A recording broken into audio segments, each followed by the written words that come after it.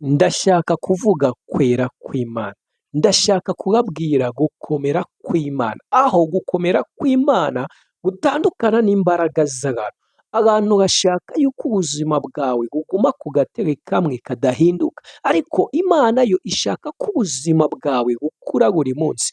Mu cyazanye Yesu ku isi yaje aje gushaka abarushe n'abaremerewe kugira ngo abamare amarira.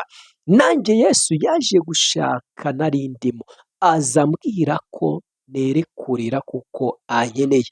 Nawe Yesu mu bo yaje gushaka wari urimo, aza aguhoza amarira. Ni nayo mpamvu buri munsi tubwiriza abantu tuvuga ibyiza by'Imana kugira ngo amateka yabo ahinduke, ubuzima bwabo buhinduke.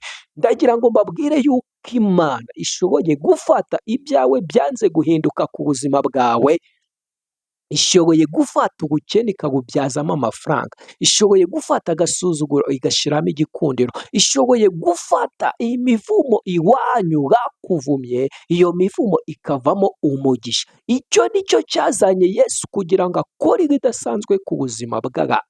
Rero niyo mpamvu ukwiye gusenga, ugasenga amanywa, ugasenga nijoro, ugasenga nimugoroba, kugira ngo icyubahiro cy'Imana kizamuke. Ntuzacike intege kuvuga aho Imana yagukuye.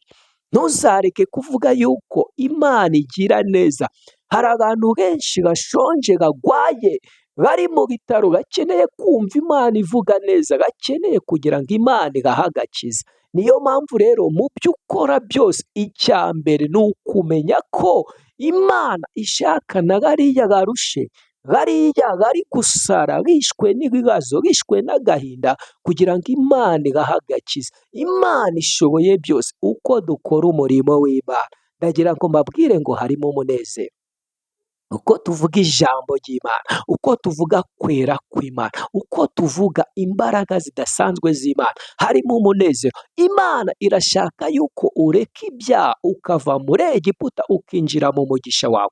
Imana ikeneye kuguha umugisha wawe utandukanye n'imigisha y'isi bajya batanga. Umuntu yaguha amafaranga ariko ukarira, umuntu yaguha ibidasanzwe, ubutunzi budasanzwe ariko ukarira, ariko Imana yiguhaye, iguha byose, iguha umunezero, iguha igikundiro, iguha inshuti, iguha ubuzima. Niyo mpamvu rero mu byo dukora byose tujye tumenya ko Imana ariyo ya mbere.